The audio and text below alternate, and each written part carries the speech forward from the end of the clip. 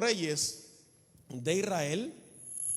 Me baja un poquito, algo me está haciendo feedback, no sé qué será. Gloria a Dios. Ahí, bendito el nombre del Señor. Capítulo 19, versículo del 1 al 5, y dice de esta forma: Acac dio a Jezabel la nueva de todo lo que Elías había hecho y de cómo había matado a espada a todos los profetas. Entonces envió Jezabel a Elías un mensajero diciendo: así me hagan los dioses y aún me añadan, si mañana a esta hora yo no he puesto tu persona como la una de ellos. Viendo pues el peligro, se levantó y se fue para salvar su vida, y vino a Beerseba, que está en Judá, y dejó allí a su criado, y él se fue por el desierto un día de camino, y vino y se sentó debajo de un enebro, y deseando morirse dijo: basta ya, oh Jehová, quítame la vida, pues no soy yo mejor que mis padres. Y echándose debajo del enebro se quedó dormido, y aquí luego un ángel le tocó y le dijo: levántate y come. Vamos a dejarlo hasta ahí. Señor, te damos gracias por tu palabra. Señor, te pedimos que tú nos hables en esta tarde conforme a las necesidades que cada uno de nosotros tenemos, Señor. Dios mío, obra, Dios mío, y edifica a cada persona en particular. Tengo un trato especial con cada uno, Señor, en el nombre de Jesús. Amén. Es una historia muy conocida del Antiguo Testamento, ¿verdad? Capítulo número 19 y principalmente el capítulo 18, estamos viendo una confrontación entre el bien y el mal, entre las fuerzas de Dios y las fuerzas de las tinieblas, entre un hijo del Señor, un escogido, y miles que no eran escogidos. Israel había estado en una apostasía grande. ¿Y qué es lo que quiere decir apostasía? Bueno, apostasía quiere decir desviarse, apartarse, volver atrás. Empezaron a adorar imágenes de talla, de acera, empezaron a adorar a los Baales y empezaron a adorar otro tipo de dioses que prohibía la ley de Moisés. Y ustedes saben toda esta historia. Vamos a hacer un exégesis del capítulo 18 para que ustedes entiendan lo que sucedió. Israel estaba en una condición deplorable. Hacía más de 3 años que no llovía. Habían perdido las cosechas de trigo, las cosechas de rábano, de papa, de qué sé yo, de frijoles, de maíz, lo que estuvieran cosechando lo habían perdido. Se habían muerto sus reses, sus caballos, y estaba la nación bajo un juicio estricto de Dios, y era por verse separado de Dios. Pero Dios levantó un hombre con una osadía increíble que no lo hubiera hecho nadie. Usted sabe, un solo hombre desafió en ese tiempo al rey más poderoso de aquel tiempo, a Acab y a su esposa Jezabel. ¿Usted sabe lo que sucedió? Le dijo: ya basta que claudiquéis entre dos aguas. ¿Sabe qué es lo que es claudicar entre dos aguas? Son aquellas personas que un día son cristianos y al otro día son inconversos. Israel estaba así. Y fueron reunidos en el monte Carmelo. Acab reunió a todo Israel completico. Estamos hablando miles. Son 12 tribus. Allí estaban los benjaminitas. Allí estaba la tribu de Aser, la tribu de Judá y la tribu de Leví. Todas las tribus estaban reunidas allí. Y estaban los falsos profetas de Baal y de la diosa de Asera. Ahora este hombre le habla de hasta cuándo van a claudicar en dos pensamientos. Si Jehová es Dios, servirle. Pero si Baal es Dios, servirle a él. No estén que hoy y que mañana. Y este hombre, ustedes saben lo que sucedió, cómo clamó, cómo Dios hizo un poderoso milagro ante los ojos de todos allí, y cómo descendió fuego del cielo y consumió el holocausto. Lean el capítulo número 18 de este libro. Bueno, ahora en el capítulo 19 ya vemos un hombre muy diferente al que vimos un capítulo atrás. Vemos un hombre temeroso, un hombre cuidadoso, un hombre que temía por su vida, un hombre que se enfrentó a una nación entera, a un rey, solamente porque una mujer, una brujera, una satánica, una hija del diablo, porque esta mujer, cuando la Biblia habla de Jezabel, eso fue lo peor que hubo, la esposa del rey. Miren lo que le dijo ella a Acab. Cuando Acab le dijo, mira, no, él mató a todos los profetas, todo Israel que empezó a clamar, Jehová es Dios, hizo descender fuego del cielo, consumió el holocausto, hizo no solamente eso, se fue a orar y clamó al Señor por 3 veces y empezó a llover, que hacía más de 3 años que no llovía. Ahora, esta mujer dijo de esta forma, dice que Jezabel envió a Elías un mensajero, le mandó un mensaje diciendo, así me hagan los dioses y aún me añadan, si mañana a estas horas yo no he puesto tu persona como la uno de ellos. ¿Qué hizo el hombre? Lo creyó. ¿Qué pasó con la victoria abrumadora, con la victoria poderosa, con la unción de Dios, con el poder de Dios, con aquello visible que había ocurrido allí? Que había hecho llover, que había hecho descender fuego del cielo, que Israel se había convertido de nuevo a Dios. Y ahora este hombre, porque una mujer dijo, te voy a matar también a ti mañana. ¿Sabe lo que hizo Elías? Y quiero que ustedes presten atención a algunas palabras que vamos a estar hablando en esta tarde. Dice que viendo pues Elías el peligro, la palabra peligro, téngala presente, se levantó y se fue para salvar su vida. Completamente todo lo contrario a lo que Cristo dijo. Dijo, el que quiera salvar su vida, la perderá. Oiga, está hablando, y muchos de los apóstoles le pasó lo mismo. Unos fueron apedreados, otros fueron decapitados, otros fueron crucificados, tirados a los leones, otros fueron quemados, lapidados, etcétera, etcétera. Porque aquellas personas sí estaban perdiendo su vida y ellos podían defenderse, aún Dios podía defenderlo, pero Dios no quiso, porque en su soberanía Él sabe cuándo debe de intervenir y cuándo no debe de intervenir. Misterio de Dios. Ahora, este hombre, que era un profeta tan grande, que hasta los pensamientos de los enemigos Dios se los revelaba. Hasta lo más secreto Dios contaba con él. Se olvidó en ese momento por el miedo o por el peligro que acechaba en quien había creído.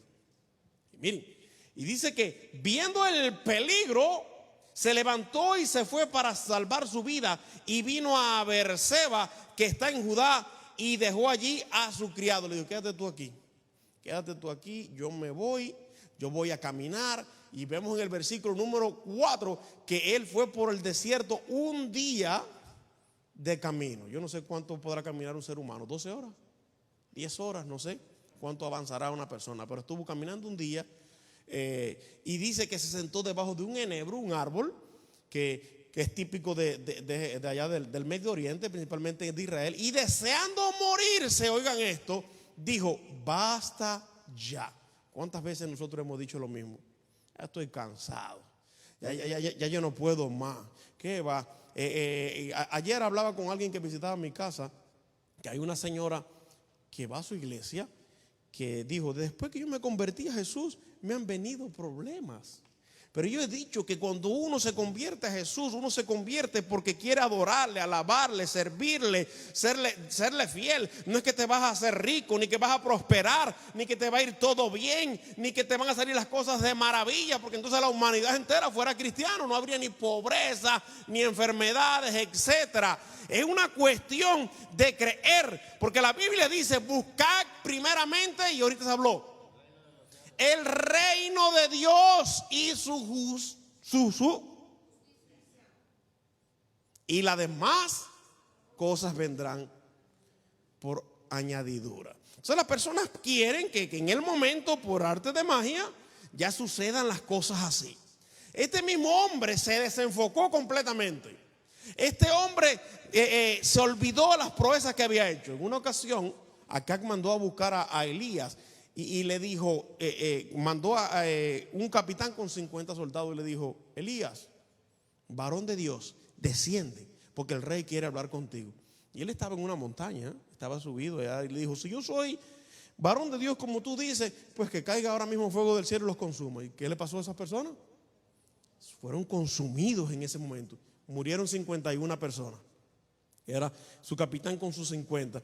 Después más adelante volvió a enviar otro capitán con sus 50 y sucedió lo mismo. Entonces el tercero tuvo que ir delante de Elías rogándole: apiádate de nuestra vida y de la vida de tus siervos, por favor. Entonces Dios le dijo: ve con él. Entonces hay veces que los problemas sí nos afectan a nosotros de la forma que nosotros los enfrentemos o de la forma que los miremos. Cuando nosotros nos concentramos más en realidad en lo físico, en lo externo, en lo que vemos, ahí mismo perdemos completamente el contacto con Dios. Porque siempre he dicho que la fe es contraria a la lógica, completamente. Es completamente contraria a la lógica. ¿Y por qué es contraria a la lógica? Bueno, si una persona tiene un cáncer, no han inventado todavía la cura para el cáncer. Te pueden ayudar con quimioterapia, etcétera. Pero si Dios lo sana, es Dios, es el que es poderoso. Pero por eso digo que va en contra de la lógica. Caminar por encima del agua y otras cosas más. Por ejemplo, uno de los milagros que ocurrieron grandes en el Nuevo Testamento que me asombra grandemente fue Felipe. Felipe, el Señor lo mandó al desierto. Y hemos hablado que en el desierto lo que hay es alacranes, cactus, coyotes, no de los que cruzan a las personas, de esos de los que muerden, ¿verdad? Todo tipo de animales. Y el Señor lo manda en una ocasión al desierto. Y allí en el desierto había un hombre, un funcionario de la reina Candace de Etiopía, leyendo en su carruaje en voz alta un rollo de Isaías que decía: como cordero fue llevado al matadero. ¿No recuerdan eso? Y él se le acercó y le dijo: ¿entiende lo que estás leyendo? Él dijo: no, yo no entiendo. Se refiere a sí mismo a otra persona. Entonces Felipe le predicó, le habló, se lo ganó y fue bautizado. Pero el milagro más, ese fue un milagro grande, extraordinario, pero vino algo tremendo. Cuando estaba en el medio del bautismo, dice que el Espíritu Santo se lo llevó. Y miren, él estaba en el desierto y yo estaba buscando en el mapa bíblico, apareció como 300 kilómetros más adelante. Es como que el Señor me arranque ahora a mí y me ponga en Dallas. Rápido, en fracciones de segundos. Entonces, más rápido que un avión, más rápido que un helicóptero, una nave espacial, son fracciones de segundos que la lógica dice eso no puede ser, pero la fe dice que sí puede ser. Ahora, el que él deja de sucesor de él, ¿cómo se llamaba? Eliseo, ¿verdad? Este Eliseo en una ocasión pasó por algo parecido, pero este no le menguó la fe. Este se mantuvo. A él lo rodearon en Samaria y sitiaron a Samaria para matarlo. Y cuando el sirviente de él le dijo al profeta: ¿sabe que estamos rodeados? Está lleno esto de carros, de caballos. Y él le dijo: Dios mío, hizo una oración: abre los ojos a este hombre para que vea. Porque son más los que están con nosotros, lo digo, que los que están con ellos. Y así mismo Dios los hirió de ceguera para que entraran hasta allí mismo, hasta la ciudad, y sin tirar una flecha ni usar una espada, Dios los capturó a todos ahí. Eso se llama creer en Dios. Pero como somos seres humanos, nosotros siempre nos desenfocamos. Bueno, yo no sé hasta dónde será en realidad, porque yo no sé qué seres humanos, pero la mayoría de los seres humanos nos quejamos, son muy dados a las quejas. En vez de alabar a Dios está la quejabanza.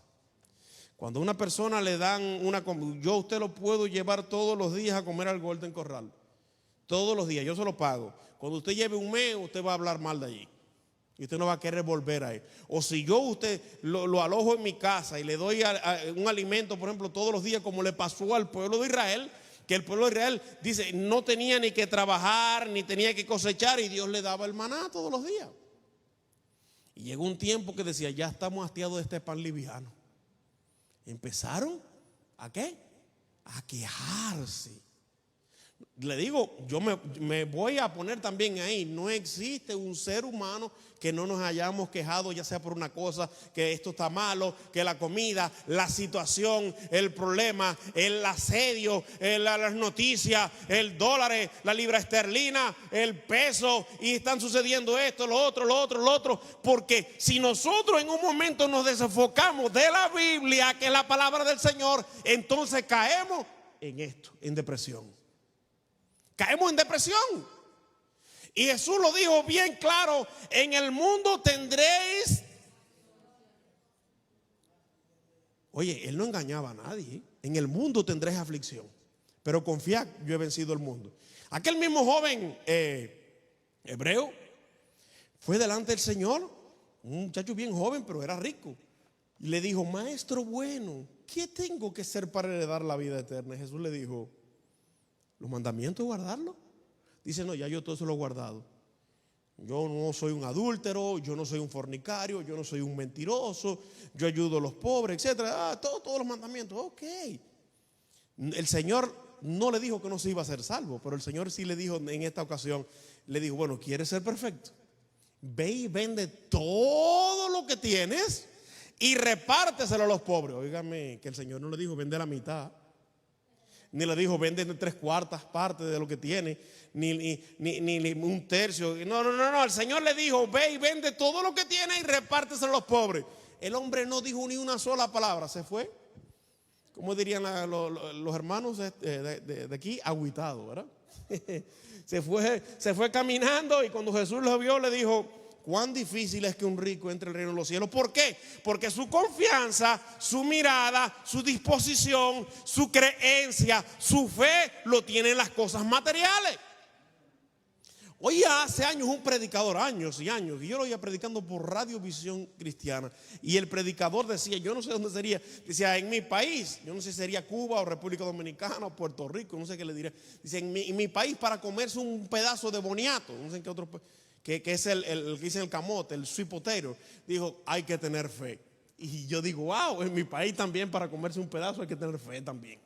¿Por qué? Porque aquí es algo muy, muy fácil ir y comprarlo, y ya si tienes el dinero. Hay muchos lugares donde hacen donaciones caritativas y ayudan, y las personas, eso que hay hambre aquí no existe, pero en otros países no aparece ni aunque tengas el dinero.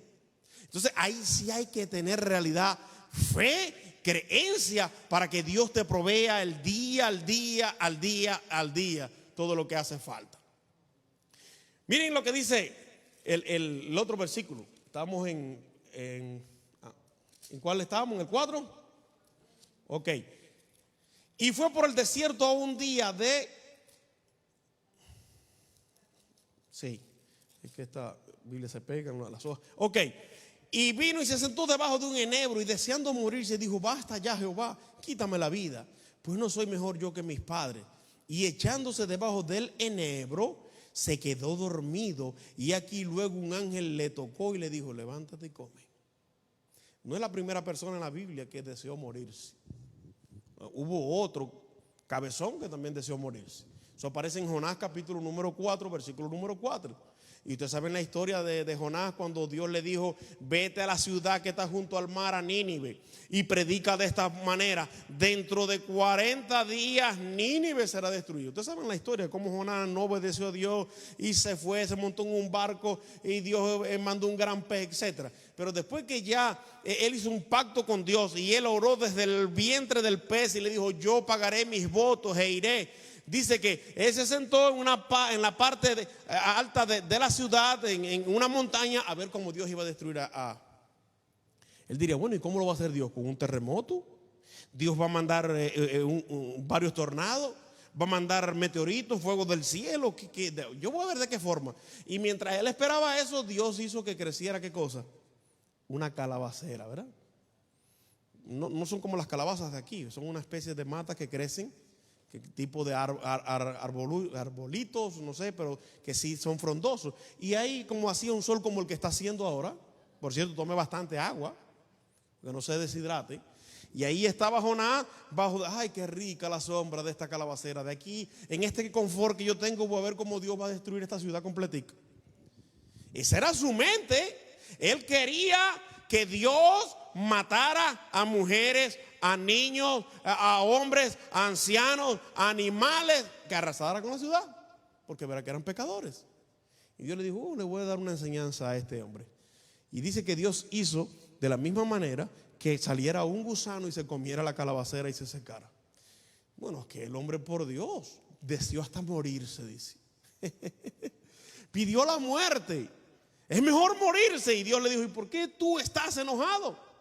¿Por qué te has enojado de tal forma? No, por la calabacera que. Entonces Dios le dijo, tú estás enojado por una mata, por una planta. Sin embargo, tú estás discutiendo porque yo dice que esta planta se muriera, pero ahora tú quieres que se mueran más de 120,000 personas, ¿verdad? Porque el pueblo se había arrepentido completo delante de Dios. Y así a veces somos nosotros. El mismo Elías era un hombre que caminaba en la unción de Dios, que caminaba en el poder de Dios, que todo lo que hablaba era bendición, que todo lo que hablaba era autoridad, que era fe, que hacía milagros, que no se agotara ni el aceite, ni la harina, que hacía que corría más que los mismos caballos. Usted ve, si usted lee la historia que dice que cuando Acab salió con sus caballos, que no andaba con 2 caballos, un carruaje de un rey, por lo mínimo tenían de 2 a 4 caballos. Y dice que él se le adelantó y cuando llegó a donde iban a llegar, que llegó Acab, ya Elías estaba ahí. Fíjate qué clase de unción. Y usted va a leer, después le voy a dejar para que lean completo este capítulo que dice que estuvo caminando 40 días y 40 noches, sin parar, con un alimento que el Señor le dio a través de un ángel. Entonces, cuando nosotros reconocemos en realidad que somos humanos, que no tenemos la capacidad, y a veces que Dios permite también estas cosas, Dios lo permite para que Elías no se crea que él era el último, porque en una ocasión usted va a ver más adelante, él fue y le dijo al Señor, solamente yo he quedado, he tenido celo tuyo, porque han matado a espada a todos los profetas y solamente yo he quedado. Y Dios le dijo, no, Elías, yo me he reservado más de 7,000 rodillas que no se han doblado delante de Baal.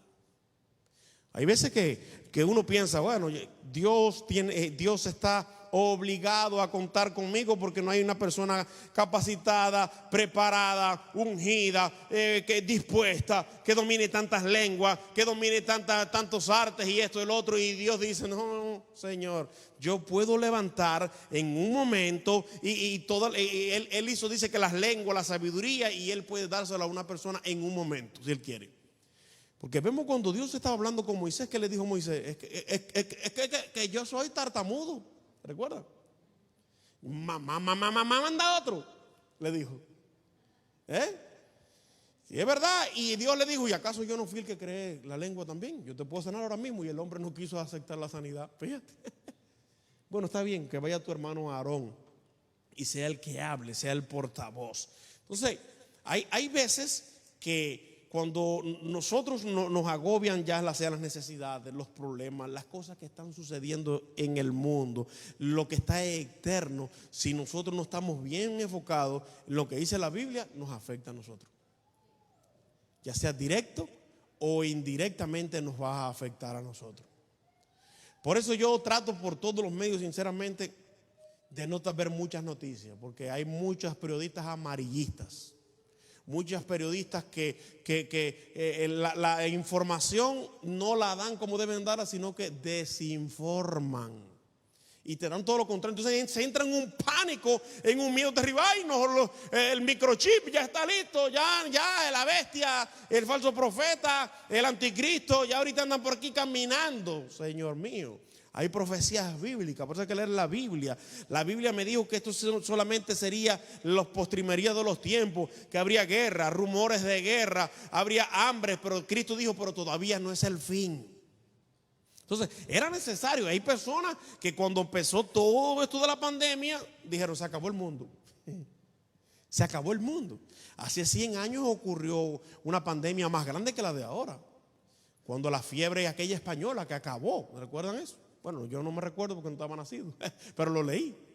Y acabó en Europa con millones de personas literalmente. En la Primera Guerra Mundial vino la Segunda Guerra Mundial donde murieron millones de personas y se acabó el mundo. Entonces las personas cuando se trata de la vida, de salvar su pellejo, son como Elías en ese momento, mátame ya.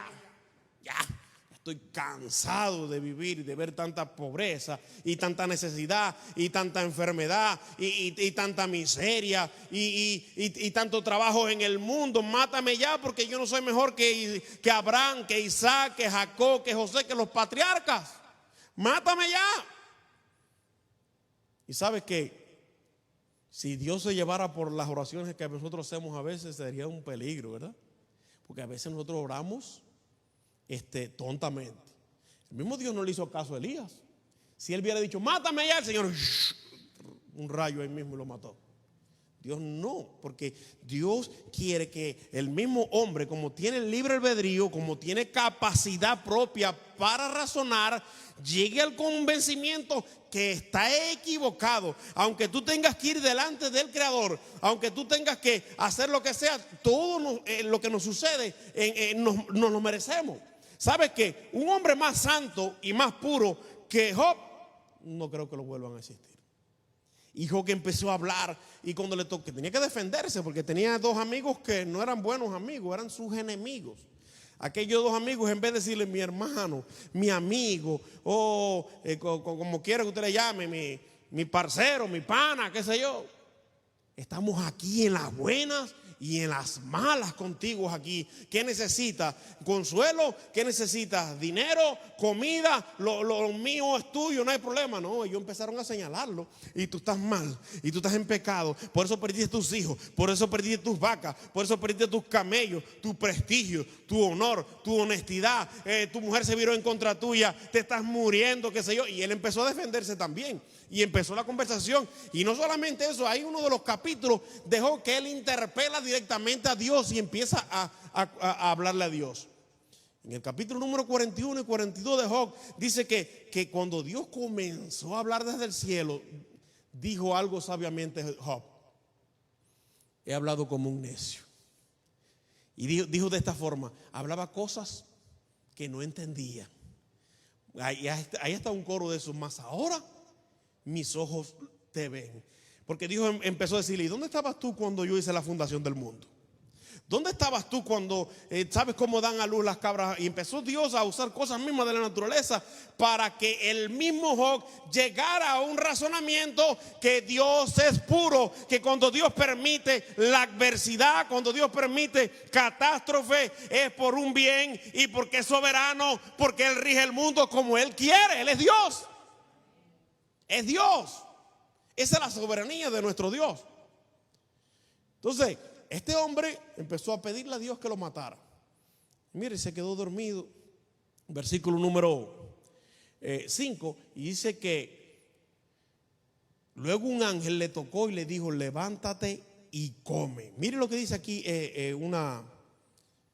algo que tengo aquí escrito. Elías, vencido por el agotamiento, el desánimo y la aflicción, pidió a Dios lo librara de la pesada obligación profética y le permitiera partir a su reposo celestial. Todavía no era el tiempo de él, ¿verdad?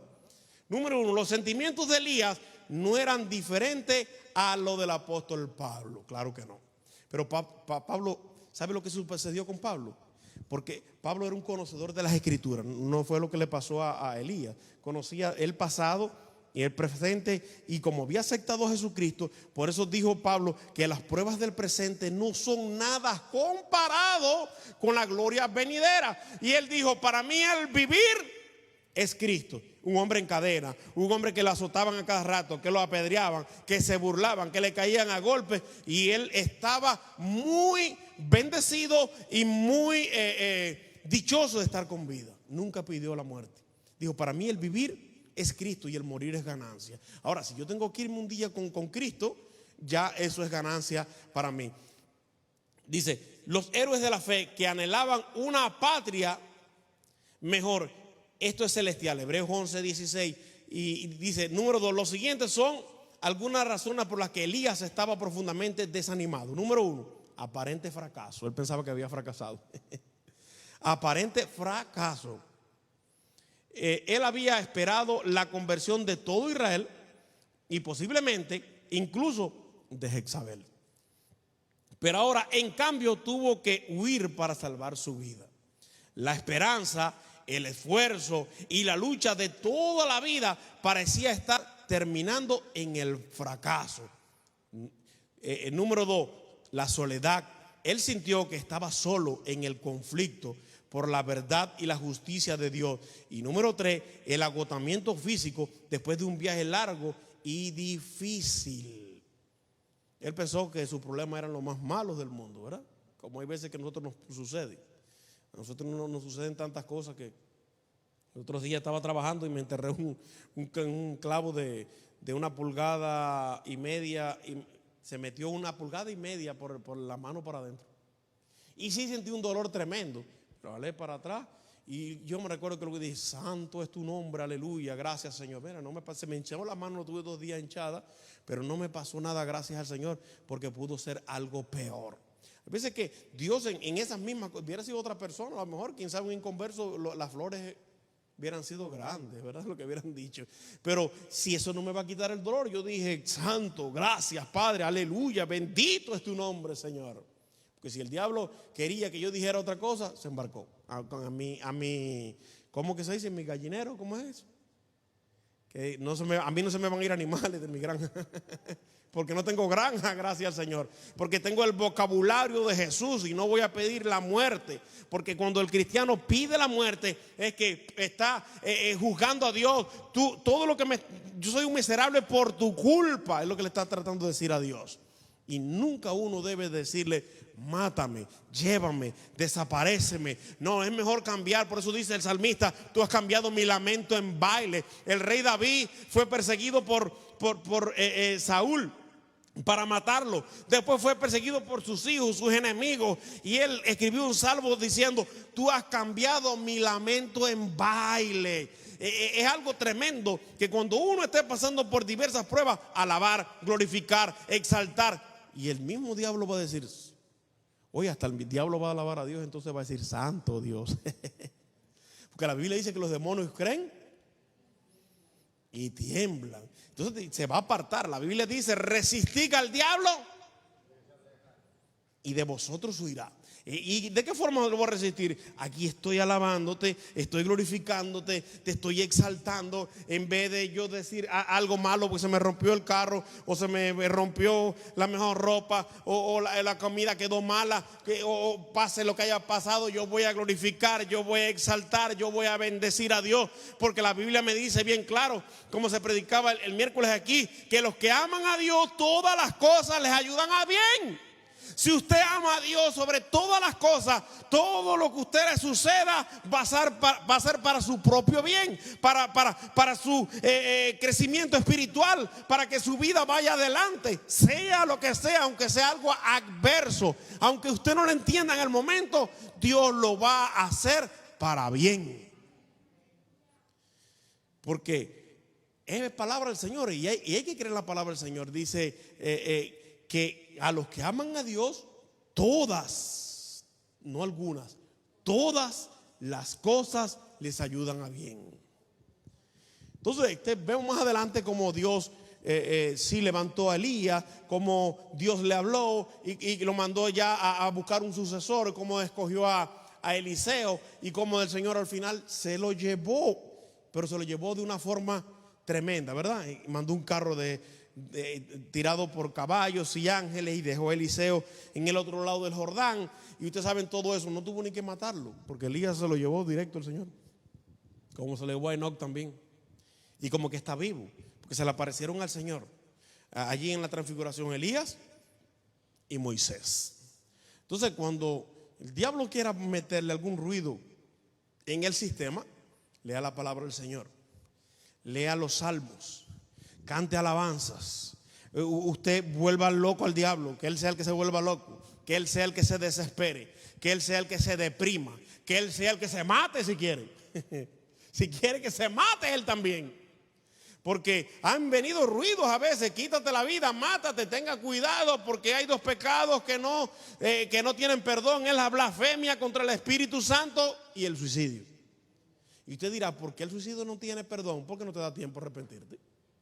Cuando te quitaste la vida y ya estás muerto, ya estás en el otro lado. Porque nadie va a decir: ay, perdóname, Señor, por lo que voy a hacer. No, tú sabías que lo que ibas a hacer no estaba bien hecho. Somos templo ¿de quién? Del Espíritu Santo. Y yo le pido perdón al Señor, porque todo el mundo ha pasado por pruebas tremendas. En esa ocasión dijo: es mejor a veces estar muerto que estar vivo. No, Señor, la vida nos la dio Dios y Él sabe cuándo quitárnoslas. Él sabe de en qué momento, hasta a dónde vamos a llegar nosotros, y en qué momento va a determinar que ya terminamos nosotros aquí en la tierra. Unos se van antes, otros se van después.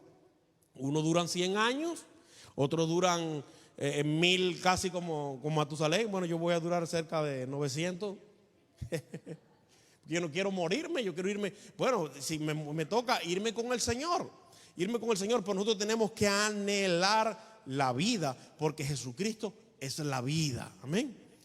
Entonces, cuando nosotros deseamos la muerte, estamos diciéndole al diablo: tienes autoridad sobre mi persona, sobre mi vida, sobre todo lo que yo poseo. Es mejor decir de esta forma: Señor, mi vida, mi familia, como dice la canción, mi hogar y todo lo que yo tengo está puesto en tus manos. Tú me la diste. Por eso dijo Pablo a Timoteo: porque nada trajimos a este mundo y sin duda nada podremos llevarnos.